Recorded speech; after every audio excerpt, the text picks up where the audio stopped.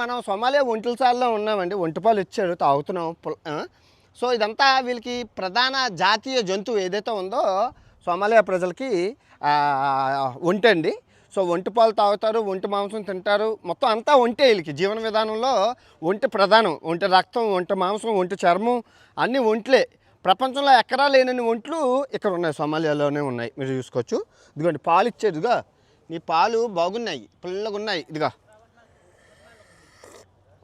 పుల్లగా ఉన్నాయండి, ఉప్పుగా ఉన్నాయి. నేనవును బాగానే ఉన్నాయి. నేనవును పిల్లలు అక్కడ ఉన్నాయి, చూపిస్తాను పిల్లల్ని. ఇప్పుడే పుట్టిన పిల్లలండి, బాగున్నాయి. మీ అమ్మ పాలు తాగిచ్చాము, బాగున్నావు.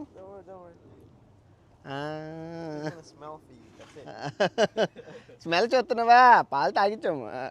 మనకు ఆవు పాలు కేంద్రం ఎలాగా, ఇవి ఒంటిపాలు కేంద్రం. ఒంటిపాలు కేంద్రం ఇదంతా.